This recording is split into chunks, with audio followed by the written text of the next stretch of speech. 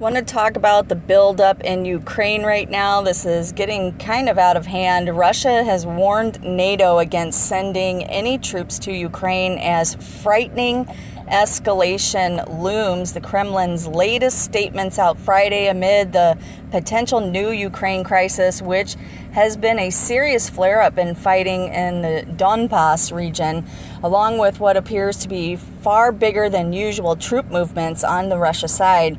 Russia has vowed it will take extra measures to ensure its own security should it observe any deployment of NATO troops inside Ukraine.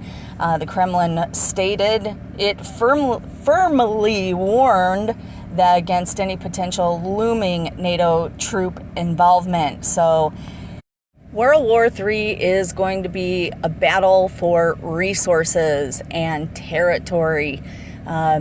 This is one of the reasons why I hypothesize that America is going to be taken out with an EMP, especially the lower 48.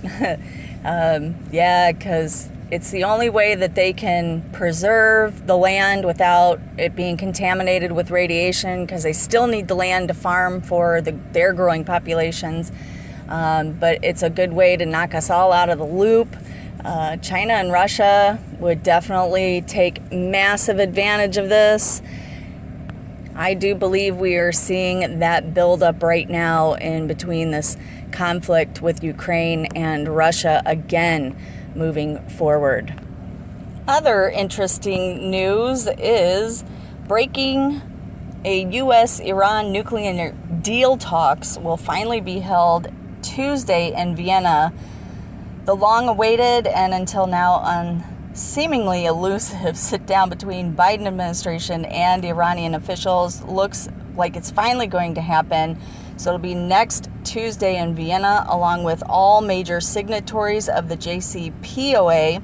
Representatives of Iran and world powers will meet Tuesday to discuss the troubled 2015 nuclear deal. Iranian and European officials said after holding virtual talks on Friday that they aimed at reviving this accord. So it's interesting. Iran, China, Russia, France, Germany, and Britain, all the parties to the 2015 deal, discussed on Friday to return the United States into this agreement as well. Wanted to talk about my employer's jab. So when we went to the VAC center, we were kind of hustled through each little station, and everybody had like this little list of information they had to get from you, or you had to give to them, and it was really kind of a weird ordeal. They did end up getting the Pfizer jab, and so when we got back to my patient's house, his spouse immediately started feeling fatigued. She has had lightheadedness since the jab. Yesterday she had extremely low blood pressure, was getting really scared, and I was about ready to call the ambulance on her. But she was just dehydrated, so I ended up giving her lots of fluids and got her back up and working again. She still is very lightheaded, fatigued. So that's the side effects for her. For him, my patient, when we got back, his injection site was red and it was very hot to the touch, and it basically swelled to almost the size of a small apple. It was really kind of gnarly looking. Also wanted to mention on her injection site, it looked like a target with the center of it being red. Then there was a white circle outside of it, and then there was a bigger red circle outside of it. It was really weird. That went away within a few hours though. Another thing I want to mention is the RN that comes, the registered nurse who comes to take care of my patient. He's called out every day since he got the jab, and we haven't seen him in probably 2 months, but he got the Moderna VAC. So yeah, folks, I don't think this is a great idea. A lot of people are having terrible side effects to this. I think the idea is to make it so that this thing is going to be like the flu, and you get the flu shot every year. This is going to be the COVID-19 shot, or it'll be, you know, whatever variant strain that is for that year. And everybody is believing the news. It's so despicable watching people believe TV. I mean, it's just terrible. Anyway, so they're telling everybody that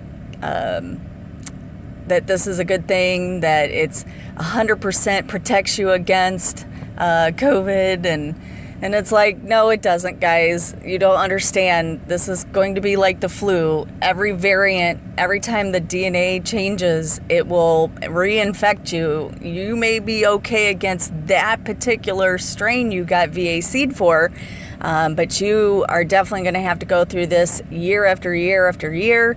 And this may be the greatest genetic terraforming. This was Mendele's greatest wet dream, basically.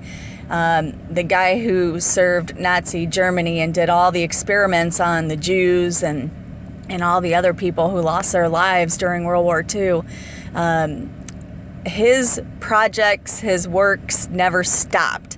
And so I think that's pretty interesting. I incidentally thank you, Mark, for preserving my genetic terraforming PDF, my PowerPoint presentation, and thank you for sending me a copy of it. It was in such good condition. I'm going to try and scan and upload it, and I've got to find a place to put it so people can have access to it. So if anybody knows kind of a free place you can put up about 200 pages of paper for free, let me know in the description box below. Comment me or send me an email. Okay, so quick news. I wanted to say thank you for everyone who has donated to this channel and who supports this channel. Your words of encouragement even are so super great. I am using those funds to start a new website so that I can put content out. I may be going through Gab. I'm not really sure which one I was wanting to start. So if you guys hear of any kind of better one out there, please let me know. But again, thank you sincerely for all of the wonderful support you are giving me right now. Thank you.